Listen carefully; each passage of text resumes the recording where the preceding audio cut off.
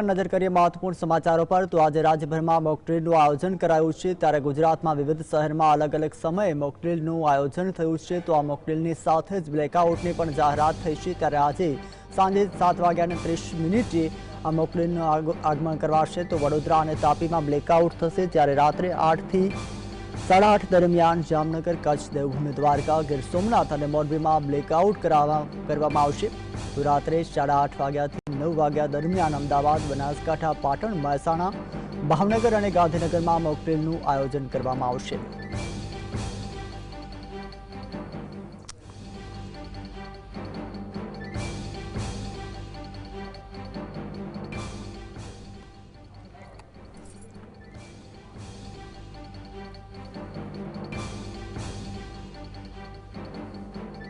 तो વધુ જાણકારી માટે અમારા સંવાદદાતા સાહેબ સુરતથી લાઈવ જોડાયા છે। સાહેબ અત્યારે જે રીતે બનાસકાંઠા ભાવનગર અને ગાંધીનગરમાં પણ મॉकड्रिलનું આયોજન કરવામાં આવ્યું છે તો હાલ ત્યાંની પરિસ્થિતિ જણાવશો।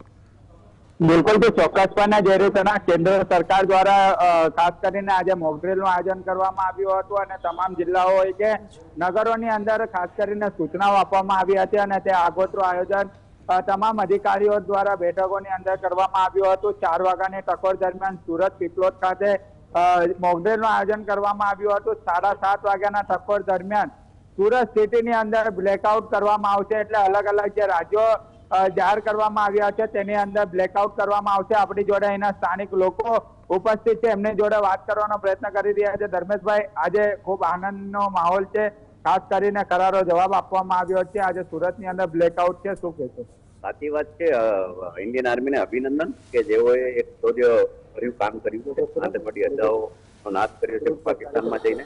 અને આજે જ્યારે સરકાર દ્વારા 7:30 થી 8 બ્લેકઆઉટનો સમય આપ્યો છે તો ચોક્કસ અમે બધા સરકારની જે ગાઈડલાઈન છે એનું પાલન કરશું। અને આપ જોઈ રહ્યા છો કે જે રીતના તૈયારી લોકો કરી રહ્યા છે, શટરો પણ અડધા બંધ થઈ ગયા છે અને લગભગ 7:30 વાગે કમ્પ્લીટ લોકો લાઇટ પોતાની બંધ કરી નાખશે, એક પણ કિરણ ક્યાંય બી બહાર નહીં જાય।